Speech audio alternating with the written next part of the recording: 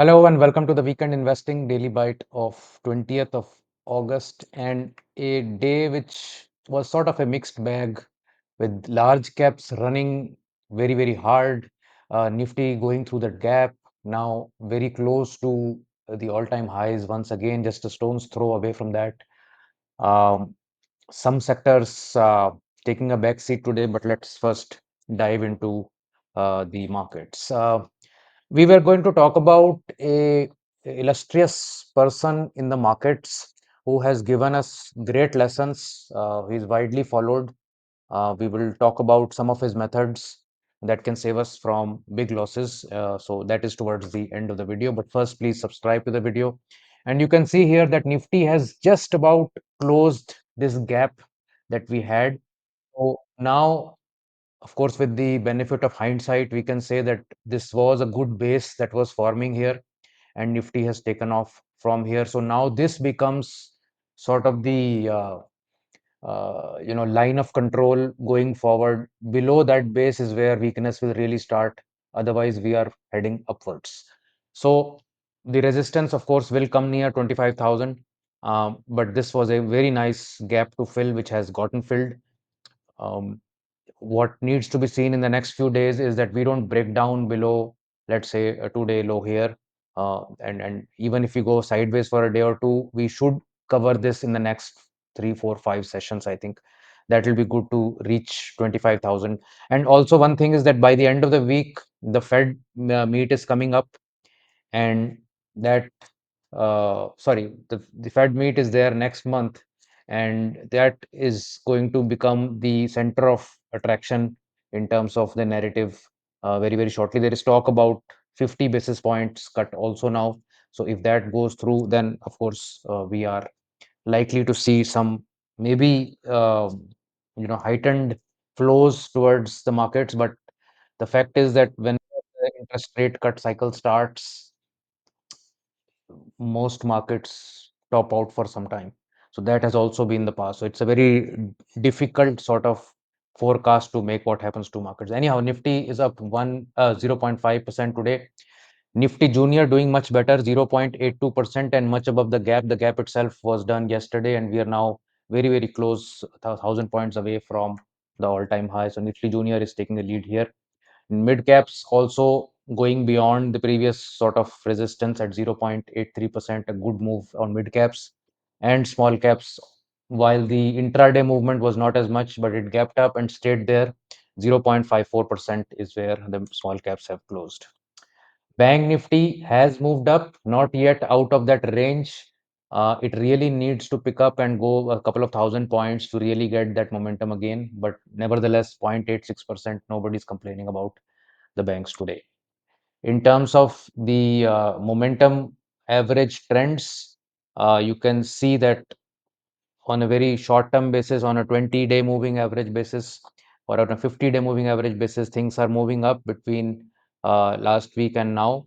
So the trend is certainly upwards on 200 day moving average as well, on 100-day moving average as well, on 50-day moving average. So all averages are moving up, and that is always a good sign going forward. Advanced decline ratio for the last 3 sessions has been in favor of bulls. So, and it is very much correlating with the movement of the index itself. So the days index has been down, the declines have overpowered the advances, and on the days of uh, advances, on the days of gains, advances have overpowered declines. And this, for those people who do some shorter term trading or swing investing, this is a very good source of the daily makeup. If you come to the market and at 9:30 or 10 o'clock you look at advanced decline ratio, it will give you a sense of where the market's going. Of course, there will be U-turns in the market many times, but most of the times, with a very high probability, you will be able to gauge the strength of the move up or the strength of the move down just in the first half an hour, 1 hour. So that this advanced decline actually becomes a very key component in many traders' arsenal.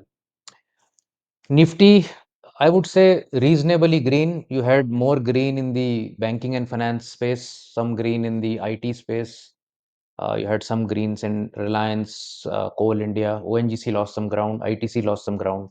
But other than that, sort of a mixed bag, veering towards slightly green day.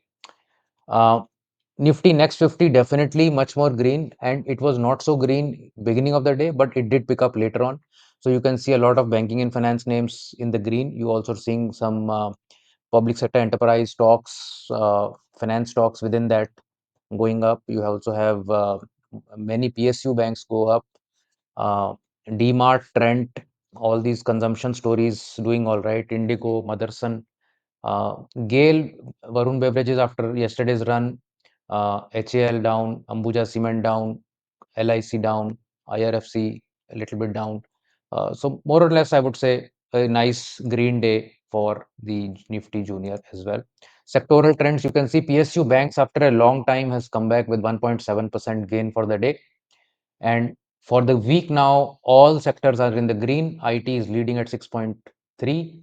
For the month also, barring real estate, Bank Nifty, including PSU banks and private banks, are red, and metals are flat. Other than that, pharma is the one that has done really well in the last 1 month, followed by IT, energy, and consumption stories. So, banks being the flavor today, along with IT, pharma leading the market. So, the risk on part of the market is still not really pressing very hard, but pharma, IT, uh, uh, doing the job for those other sectors.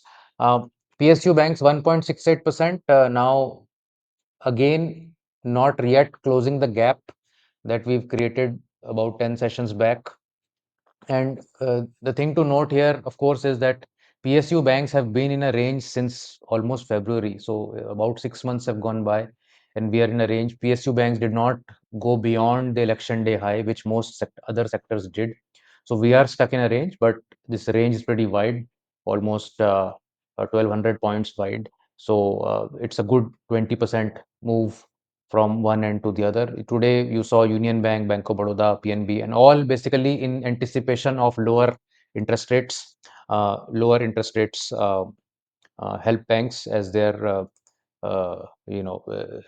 the bond book on their books, actually the value goes up.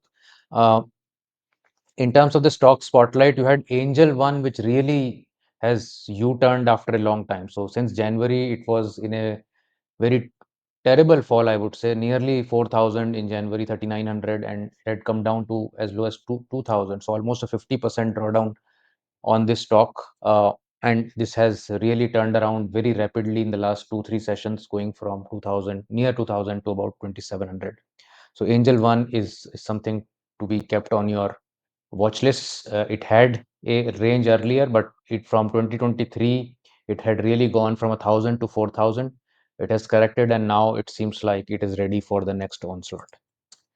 Uh, so today's story is about a personal favorite investor.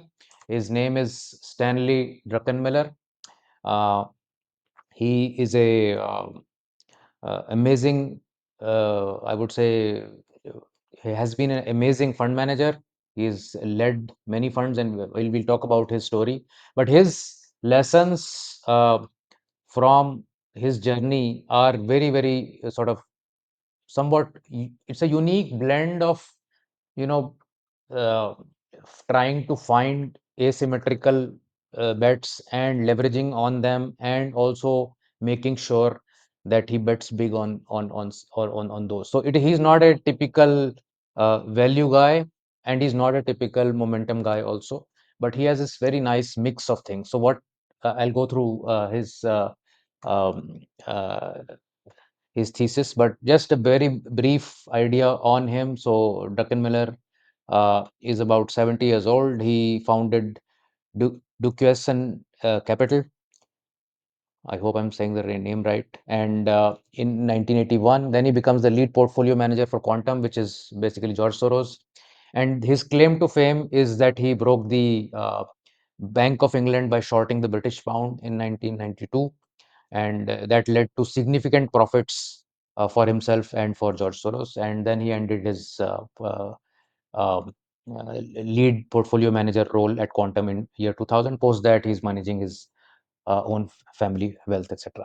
So lessons from Druckenmiller are that he looks for asymmetrical bets. So aim for investments where potential gains are much larger than potential losses. That is usually the case also, but sometimes there are bets where you can win. The stock could be going 100% up, but the worst case scenario is only 10% down. That kind of an asymmetrical bet really is what makes money, where you will keep betting, and some of your bets will really go for a six. You will really make big money in them, and a lot of the bets will just basically have very small losses. So that is an asymmetrical bet, which is also shown in this sort of a chart, where the success is big but failures are small.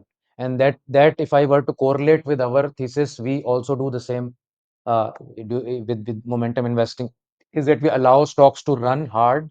So there could be stocks that go 100%, 200%, 400%, but you don't allow stocks to bleed too long. So you will get out of them at a minus 10%, minus 20%, minus 30%, so on and so forth. So it's a very powerful sort of a asymmetrical betting concept that should be used. So you are actually using the math of the market. So you are betting on a numerous number of trades. You are allowing the and you're selecting those trades based on the potential of that particular trade. So it can, if you're right, you will go big, green, and if you're wrong, you will go small red. That is the kind of uh, approach Stanley Druckenmiller has had. Uh, Again, if I were to correlate it from with a typical momentum portfolio, while we don't have the potential asymmetry in mind when we select a stock, but that's what actually happens when let's say a typical portfolio uh, from our stable performs like this, where few of the bets will go 50%, 100%, 150%, 200%, 300%, some even 450%. This is from one of the portfolios in the last few years. But most of the bets will either be slightly green, some will be slightly red, and some will lose some little bit more money.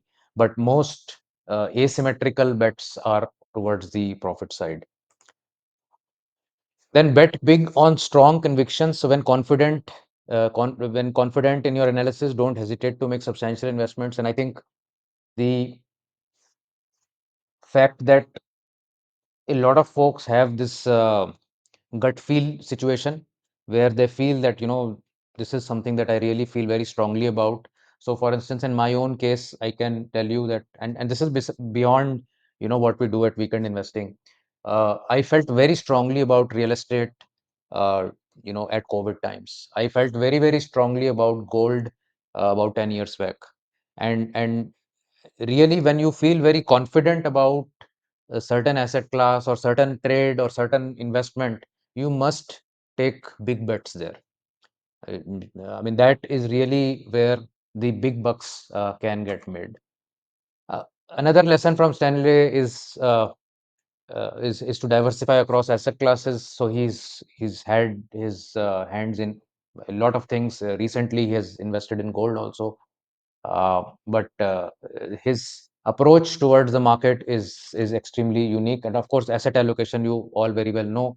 Uh, it could be equities, debts, commodity stocks, real estate, or even other things, art, wine, whichever collectibles, whichever asset appeals to you, and that can really help you in your journey. Mental flexibility is something that he proposes. Of course, this is not in line with what we think in terms of having a non-emotional and a sort of a non-discretionary approach. But there are many managers who have done very, very well because they never married their earlier position. So if you have decided on certain asset, certain trade, certain you know bet on a particular trade, but then something is changing, and if you are mentally not flexible and you can't change your opinion, and you can't act fast, then you are dead virtually. So you must be able to contradict your initial thesis, according to Duncan Miller, that if you, even if you bet big and you think that you're right, but suddenly, you need to change your opinion, then you should not, hold back from that. So uh, uh, when we compare this to something that what we do in terms of, while we do it in a non-discretionary manner, but if somebody were to be doing this in a discretionary manner, then they could look at some sectors.